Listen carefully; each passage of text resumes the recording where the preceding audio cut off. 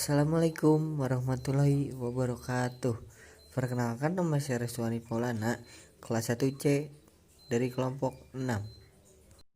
Di sini saya akan menjelaskan tentang kalimat efektif. Pengertian kalimat efektif. Kalimat efektif ialah kalimat yang memiliki kemampuan untuk menimbulkan kembali gagasan-gagasan pada pikiran pendengar atau pembaca seperti gagasan yang ada pada pikiran pembicara atau penulis.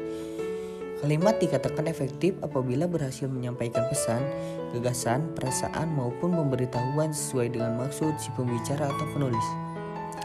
Kalimat efektif adalah kalimat yang terdiri atas kata-kata yang mempunyai unsur SPOK atau kalimat yang mempunyai ide atau gagasan pembicara atau penulis. Ciri-ciri kalimat efektif. 1. Memiliki unsur penting atau pokok, minimal unsur SP. 2. Taat terhadap tata aturan ejaan yang berlaku. 3. Menggunakan diksi yang tepat. 4. Menggunakan kesepadanan antara struktur bahasa dan jalan pikiran yang logis dan sistematis. 5. Menggunakan kesejajaran bentuk bahasa yang dipakai. 6. Melakukan penekanan ide pokok. 7. Mengacu pada kehematan penggunaan kata. 8. Menggunakan variasi struktur kalimat.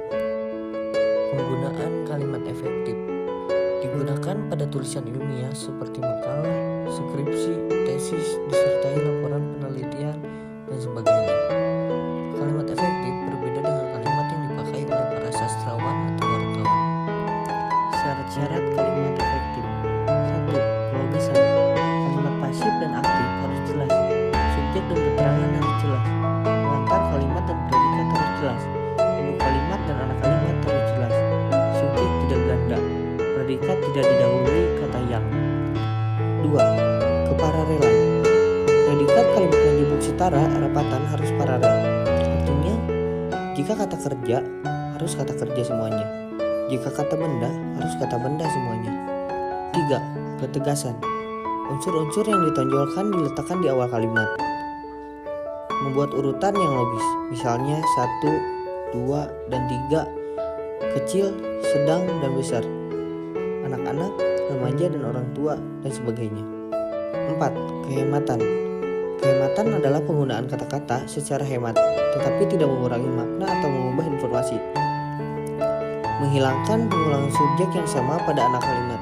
Menghindarkan pemakaian superoribdat pada hiponimi kata. Menghindarkan kesinoniman kata dalam kalimat. 5. Ketepatan. Ketepatan ialah pemakaian diksi atau pilihan kata harus tepat. Pemakaian kata harus tepat, kata berpasangan harus sesuai. Menghindari peniadaan preposisi. 6. Kecermatan. Cermat ialah kata yang dihasilkan tidak menimbulkan tafsir ganda dan harus tepat diksinya. Prinsip kecermatan berarti cermat dan tepat menggunakan diksi.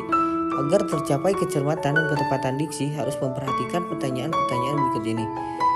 Hindari penanggalan awalan. Hindari peluluhan bunyi garis miring C garis miring. Hindari bunyi garis miring S garis miring koma garis miring P garis miring koma garis miring T garis miring koma dan garis miring K garis miring yang tidak luluh. Hindari pemakaian kata ambigu. 7. Kepaduan. Kepaduan ialah informasi yang disampaikan itu tidak terpecah-pecah. Kalimat tidak bertele-tele dan harus sistematis. Kalimat yang padu menggunakan pola aspek, agen, verbal atau aspek verbal pasien. Di antara predikat kata kerja dan objek penderita tidak disisipkan kata daripada atau tentang. 8.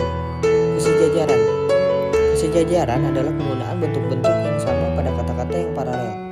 Agar kalimat terlihat rapi dan bermakna sama, kesejajaran dalam kalimat diperlukan. Dan yang terakhir 9. Keharmonisan. Keharmonisan kalimat artinya setiap kalimat yang kita buat harus harmonis antara pola berpikir dan struktur bahasa. Subjek. Subjek dalam kurung S ialah bagian kalimat yang menunjukkan pelaku, tokoh, sosok, benda, sesuatu hal. Predikat. Predikat dalam kurung P adalah bagian kalimat yang memberitahu melakukan apa atau dalam keadaan bagaimana subjek. Predikat dapat juga berupa sifat, situasi, status, ciri, atau jati diri subjek. Objek dan pelengkap. Objek dan pelengkap adalah bagian kalimat yang melengkapi predikat. Keterangan. Keterangan dalam kurung kan ialah bagian kalimat yang menerangkan berbagai hal mengenai bagian yang lainnya.